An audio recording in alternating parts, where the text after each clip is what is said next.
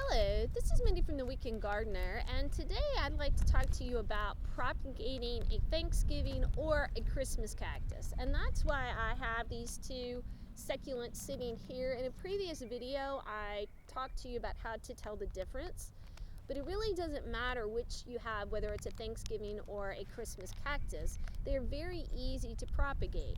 Now, the first thing that you need to do is to prepare your container.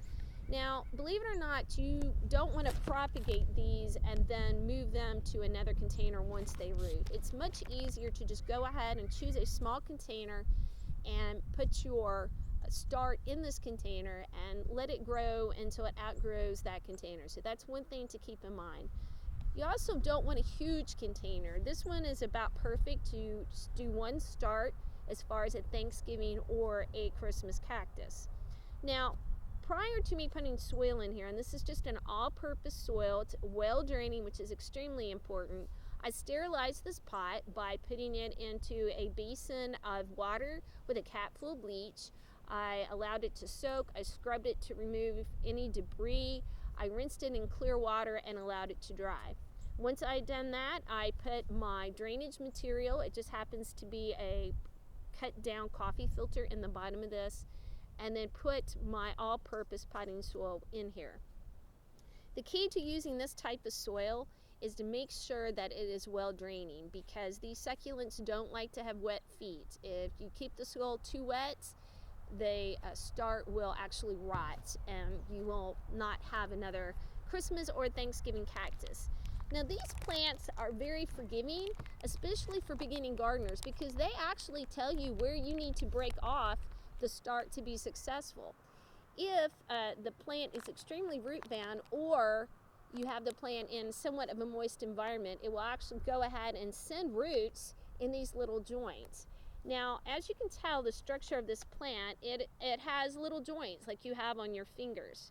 The start that you want to do is add a joint. Now, you don't want to use these little bitty leaves here. You want to have at least one large leaf with some little bitty leaves on top. The reason for that is that large leaf is going to produce a nice strong root mass, and that's what you really want. So what I'm going to do is I'm simply going to break it off at this joint. You can cut it off with the knife, but the key is to make sure that you break it off or cut it off at the joint. Do not cut it halfway or half a leaf. That's not going to root the way you want it. The next step is you want to make sure that you get at least half of this leaf into the soil. And you can simply just push it down, push the soil around the cutting, and then once you've done that, you're simply going to water in the soil until you see moisture coming out of the drainage holes that are in the bottom. Now, what you want to do is put this on a sunny windowsill. Make sure that the soil stays evenly moist but not dripping wet. Again, that will cause it to root. Cause it to rot, not to root.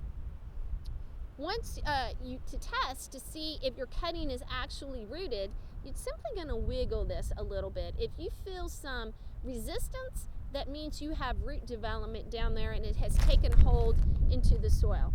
So the next time you buy a Thanksgiving or Christmas cactus, don't forget that you can share the wealth by taking your own cuttings and sharing these plants with your friends and family. So until we meet in the garden again, this has been Mindy from the Weekend Gardener.